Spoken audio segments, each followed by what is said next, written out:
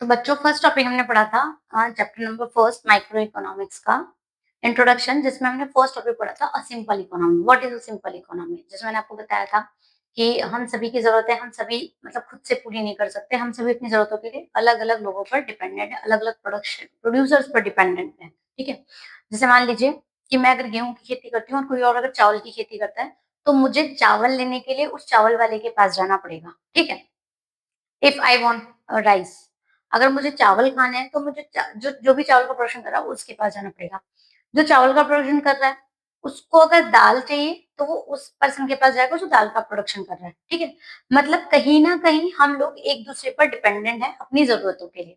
और हम सभी ऐसा नहीं है कि मान लीजिए मेरा खेत है, मैं ही गेहूं उगा लूं, मैं ही चावल का भी प्रोडक्शन कर लूं, मैं ही पल्सेस का भी प्रोडक्शन कर लूं, मैं ही सब्जियों का प्रोडक्शन कर लूं। ऐसा पॉसिबल नहीं है कि मैं एक ही खेत में अपने सारे ही जरूरत की चीजों का प्रोडक्शन कर लूं। और अगर मैं ऐसा करती हूँ तो मैं शायद सेल नहीं कर पाऊंगी, क्योंकि सिर्फ वो मेरी जरूरत के लिए पूरा हो रहा है। ठीक है, तो कहीं ना कहीं हम सभी लोग जो हमारी जरूरतें हैं उन सभी का प्रोडक्शन हम खुद नहीं कर सकते। हम सभी एक दूसरे पर डिपेंडेंट हैं। नेक्स्ट टॉपिक है सिंपल इकोनॉमी में एक चीज आपकी आती है जिसका नाम है अपॉर्चुनिटी कॉस्ट। इसको हिंदी में बोलते हैं अवसर लागत।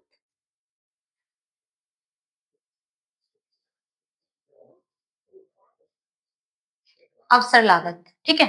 अवसर लागत वो लागत होती है जिसमें आप किसी एक चीज को चूज करने के लिए किसी दूसरी चीज का त्याग करते हैं। मतलब देयर इज चॉइस, आपको चॉइस करनी पड़ेगी। क्यों चॉइस करनी पड़ेगी? देखिए, जब तक हम सबके पास रिसोर्सेज लिमिटेड हैं तब तक हमें चीजों के लिए चॉइसेस करनी ही करनी पड़ेगी, और रिसोर्सेज हमेशा लिमिटेड ही रहने वाले हैं। ऐसा कभी नहीं हो सकता कि आपके पास रिसोर्सेज अनलिमिटेड हो जाए और आपकी नीड्स और रिक्वायरमेंट्स लिमिटेड हो जाए। इम्पॉसिबल है, क्योंकि इंसान जैसे जैसे आगे बढ़ता है या जैसे जैसे जीवन में बड़ा होता जाता है, जैसे जैसे उसकी अर्निंग भी बढ़ती जाती है। जैसे भी आप सोचते होंगे कि कोई बात नहीं, मेरी 50,000 सैलरी है, मेरी जब 1 लाख सैलरी हो जाएगी तब तो मेरे पास सारी चीजें होंगी, तो मैं सारा पैसा बचा लूंगा। ऐसा जरूरी नहीं है। आप जब सोच रहे हैं ना कि जब 1 लाख रुपए मेरी सैलरी हो जाएगी, तब आप उसके साथ ये भी सोच रहे हैं, जब मेरी 1 लाख रुपए सैलरी हो जाएगी तो मैं अपने घर में फोर व्हीलर लूंगा, मैं अपने घर को ऐसे बनाऊंगा, मैं अपने घर का रिनोवेशन कराऊंगा, मैं अपने पेरेंट्स को ये चीज ला के दूंगा, मैं अपने पेरेंट्स को यहाँ पे घुमाने लेके जाऊंगा, यहाँ घुमाने लेके जाऊंगी। ये सारी चीजें आप सोच रहे हैं ऑलरेडी। ठीक है, तो कहीं ना कहीं जब आपकी इनकम बढ़ रही है ना, तो कहीं ना कहीं आपके रिसोर्सेज बढ़ नहीं रहे हैं, आपकी नीड्स भी उस अकॉर्डिंग बढ़ रही है।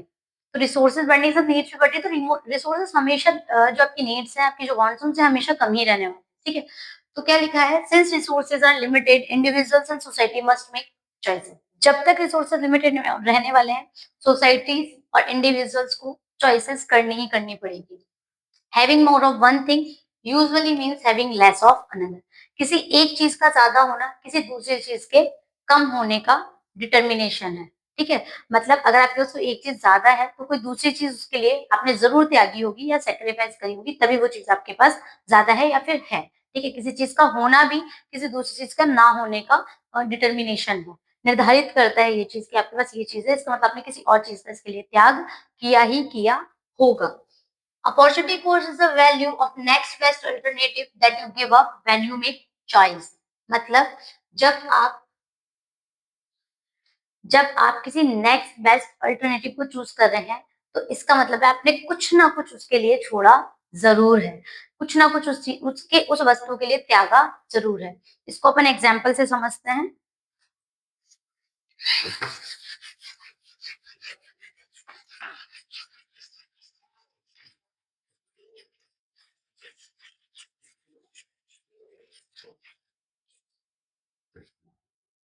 मान लीजिए आपके पास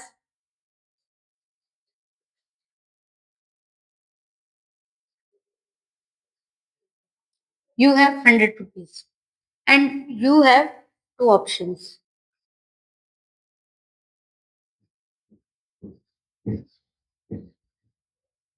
Purchase a book and watch a movie. ठीक है, आपके 100 रुपए हैं and there is two option you have. या तो आप 100 रुपए में एक बुक परचेज कर लो, या फिर आप 100 रुपए में थिएटर में जाके एक मूवी देख लो। अब आपको क्या करना पड़ेगा? अगर आप बुक परचेज करते हैं तो आपने उस बुक को परचेज करने के लिए किस चीज का त्याग किया है? मूवी नहीं देखी, आपने मूवी छोड़ दी। ठीक है, तो आपने इस बुक को परचेज करने के लिए मूवी छोड़ी, तो आपने जो बुक की कीमत चुकाई है ना, वो कीमत 100 रुपए तो है ही, बट उसके अलावा जो आपकी अपॉर्चुनिटी कॉस्ट थी, वो क्या थी? मूवी थी। अब हो सकता है ना, अगर आप मूवी देख लेते तो आप बुक नहीं लेते, तो आप मूवी तो देख ही लेते, ठीक है? तो आपको किसी दोनों में से एक चीज़ को चूज़ करना है, क्यों? Because of you have limited resources, और लिमिटेड रिसोर्सेज़ आपके पास हमेशा रहने वाले हैं। मैंने आपको बताया, वांट्स आपकी हमेशा अनलिमिटेड ही रहने वाली है। हो सकता है यू हैव 4 चॉइसेस, आपके पास और भी ऑप्शंस होते हैं, यार मुझे ये भी करना है, मुझे कुछ खाना भी है, मुझे पिज़्ज़ा भी खाना है, मान लीजिए।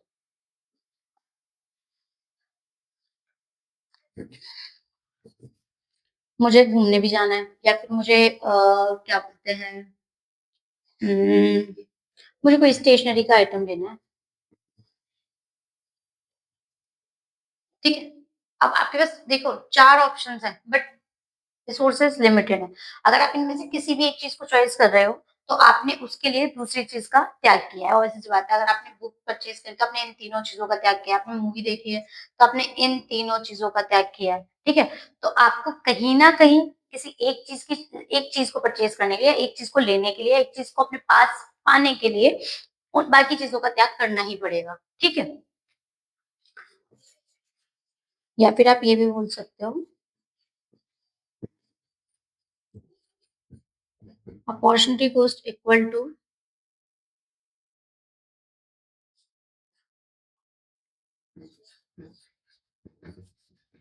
सैक्रिफाइस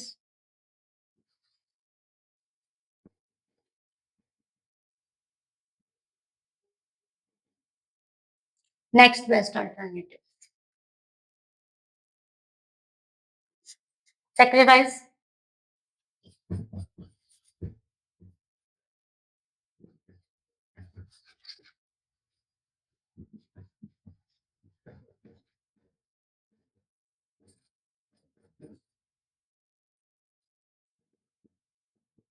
नेक्स्ट बेस्ट अल्टरनेटिव मतलब आपने किसी मतलब opportunity cost equal to sacrifice next best alternative, आपने किसी एक चीज को पाने के लिए किसी दूसरी चीज को छोड़ा है कहीं ना कहीं, ठीक है?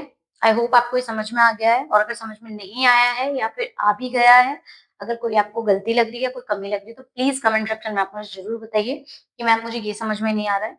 मैं और अच्छा और बेस्ट देने का ट्राई करूंगी, और प्लीज आप मेरी वीडियो को लाइक, शेयर, सब्सक्राइब और बेल आइकन को प्रेस ज़रूर कर लीजिए, क्योंकि मुझे आप लोगों से ही मोटिवेशन मिलने वाला है। मेरे पास मोटिवेशन का और कोई भी रिसोर्सेज़ नहीं है। अगर आप लाइक करेंगे, आप शेयर करेंगे, आप मेरी वीडियोज़ को ज़्यादा से ज़्यादा प्यार देंगे, तो मुझे अच्छा लगेगा। मुझे लगेगा कि आप बच्चों को समझ में आ रहा है, तो मैं ज़्यादा से ज़्यादा आप लोगों को पढ़ा पाऊँगी, या बहुत अपना भी 100% दे पाऊँगी, ठीक है? तो नेक्स्ट टॉपिक अपन चलते हैं, जो कि इसी सेम चैप्टर का है।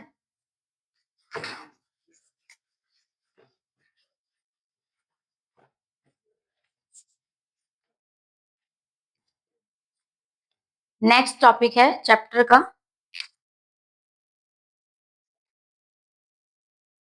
1.2, दैट इज़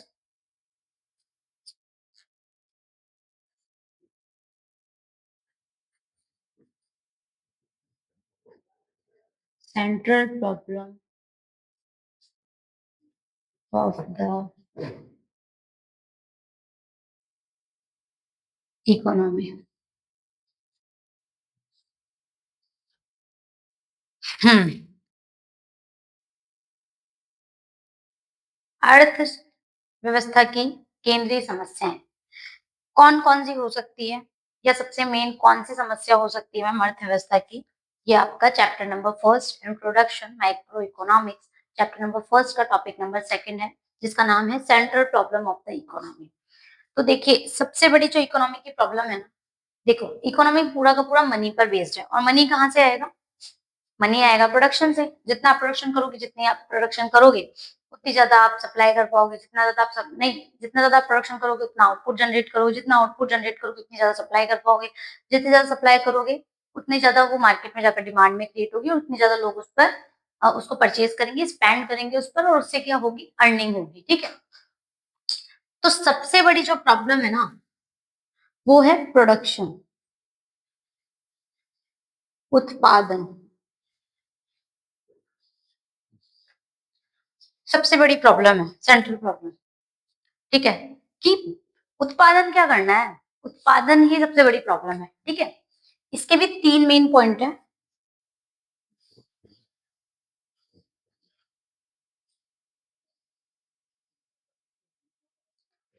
फर्स्ट है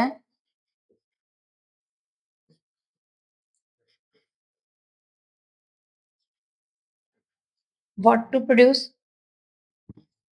second is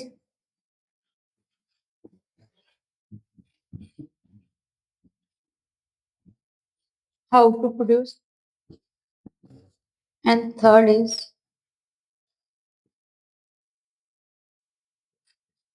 for whom to produce. That is the three main central problem of the economy. ठीक है। अच्छा, इसी चैप्टर में आगे सेंट्रली प्लान्ड इकोनॉमी भी है, तो आप दोनों को मिक्स मत करना। जनरली बच्चे क्या करते हैं, दोनों को मिक्स कर देते हैं। Centrally planned economy, central problem of the economy की मतलब डिस्क्रिप्शन लिखे आते हैं, बट दोनों ही चीजें बहुत अलग है। ठीक है, अब देखिए central problem of the economy क्या है। सेंट्रल ऑफ द इकोनॉमी सबसे बड़ी प्रॉब्लम तो यही कि हमें प्रोडक्शन प्रोडक्शन से जुड़ी प्रॉब्लम है, और प्रोडक्शन में भी तीन मेन प्रॉब्लम है कि क्या करना है, कैसे करना है, और फॉर whom किसके लिए करना है। क्या उत्पादन किया जाए,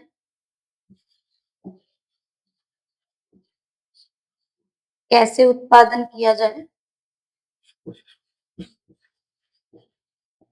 और किसके लिए किया जाए। ठीक है, अब चलो आपने फाइंड आउट भी कर लिया कि प्रोडक्शन सबसे बड़ी प्रॉब्लम है, लेकिन अब प्रोडक्शन के बाद भी ये है कि सबसे सबसे पहले तो करना क्या है प्रोडक्शन। मान लीजिए मैं हूँ, मैंने सोचा कि यार चलो ठीक है, गेहूं का उत्पादन करते हैं। ठीक है, व्हीट का उत्पादन करते हैं, क्योंकि जनरली जो इंडिया है, इंडिया में लोग रोटी चावल ज्यादा खाते हैं पेट भरने के लिए। तो मैंने दोनों में से सोचा कि चलो मैं गेहूं का उत्पादन करती हूँ। मैंने चूज कर लिया कि गेहूं का उत्पादन करना है। अब दूसरा जो क्वेश्चन मार्क है वो ये आता है कि मैम कैसे करना है, करें कैसे, क्योंकि लेबर भी है, टेक्निक भी है, मशीनरी भी है। ठीक है, there is so many options. खाद भी है, नेचुरल खाद भी है। ठीक है, क्योंकि हो सकता है मैं खाद पेस्टिसाइड्स वगैरह यूज ना करूं, मैं गोबर वगैरह का यूज करूं खाद के लिए, या जनरली सब्जियों वगैरह का यूज करूं, जिससे जैसे होती है ना खराब सब्जियां, सड़ी गली सब्जियां, मैं नेचुरल चीजों का यूज करूं उसको उगाने के लिए। ठीक है, तो कैसे करना है वो सेकंड ऑप्शन आ गया। अब थर्ड है कि किसके लिए करना है, गेहूं खरीदेगा कौन, ये भी तो हो मार्केट में। तो क्या उत्पादन करना है, ये सबसे बड़ा क्वेश्चन मार्क है सबसे पहले, कि क्या बनाऊं। ठीक है, किस चीज का उत्पादन करूं।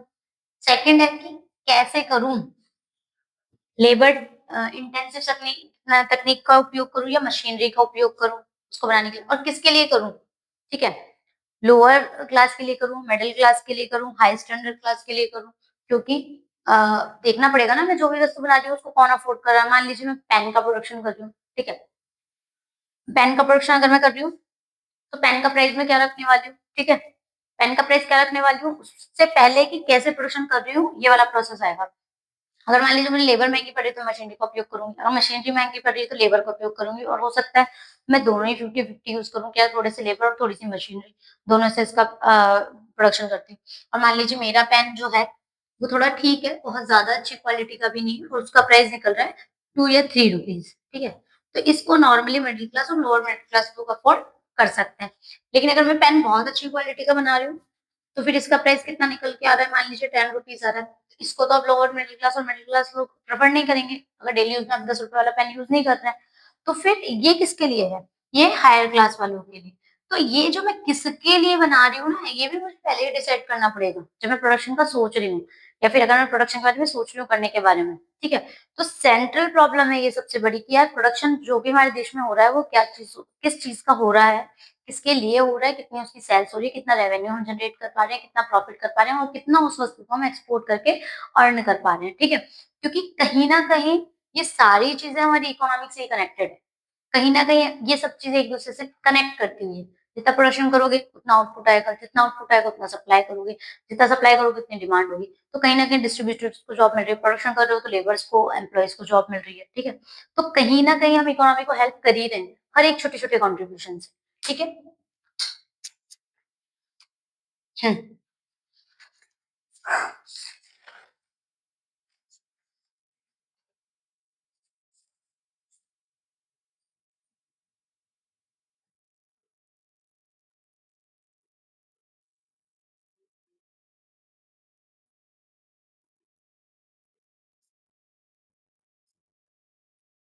ठीक है, अब मैं इसको आपको और अच्छे से एक बार एक्सप्लेन कर देती हूँ। देखिए,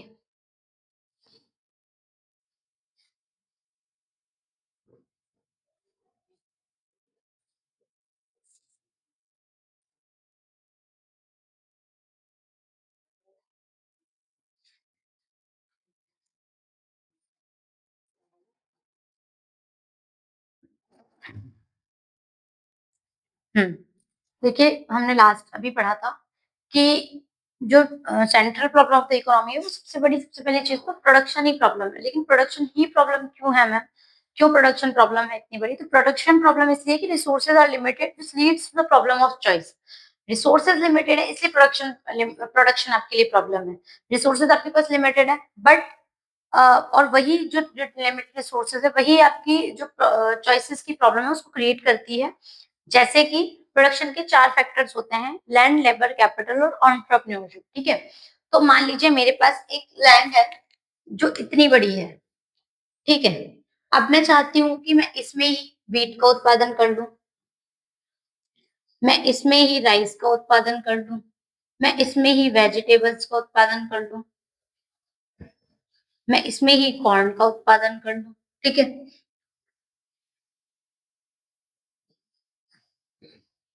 मान लीजिए मैं चाहती हूँ कि मैं इसी लैंड पर ये सारी चीज़ों को उत्पन्न करूँ बट ये पॉसिबल है? नहीं, ठीक है? क्यों पॉसिबल नहीं है? क्योंकि पहली बात तो ये एरिया बहुत छोटा पड़ जाएगा अगर मैं इन चारों का प्रोडक्शन करूँगी तो, ठीक है? मैं इतने-इतने हिस्से में ही चारों का प्रोडक्शन कर पाऊँगी अगर मैं इक्वली लेती हूँ तो। कम-ज़्यादा लेती हूँ तो कम-ज़्यादा हो जाएगा। बट ये पॉसिबल होगा ही नहीं क्योंकि अगर मान लीजिए क्योंकि मैं अकेली तो खेती कर नहीं सकती, ठीक है? मुझे व्हीट के लिए अलग लेबर चाहिए होगा, राइस के लिए अलग लेबर चाहिए होगा, वेजिटेबल के लिए अलग लेबर चाहिए होगा, कॉर्न के लिए अलग लेबर चाहिए होगा, ठीक है? या फिर अगर मैं मशीनरी यूज़ करती हूँ तो इन सब के लिए मशीनरी अलग-अलग चाहिए होगी जो कि मेरे पास कम है। इन्वेस्टमेंट कम है मेरे पास, ठीक है? मुझे इन सभी के लिए बीज चाहिए होंगे, इन सभी के लिए अलग-अलग पेस्टिसाइड चाहिए होंगे तो वो पॉसिबल ही नहीं है। तो मैं अपने इस लैंड में सिर्फ एक ही चीज़ का उत्पादन कर सकती हूँ इनमें से, ठीक है? तो इनमें से किसी एक चीज़ की ही चॉइस करनी पड़ेगी मुझे। तो ये सबसे बड़ी प्रॉब्लम हो गई कि किस चीज़ का करना है सबसे पहले तो ये चूज़ करूँगी, ठीक है? किस चीज़ का करना है? फिर अब यही इसी पर आते हैं अपन व्हाट टू प्रोड्यूस क्या प्रोडक्शन करना है? Which good to produce food, luxury good, education और मिलिट्री क्या चीज़ का प्रोडक्शन करना है सबसे पहले ये चूज़ करना पड़ेगा। Then in what quantity to produce each item आपको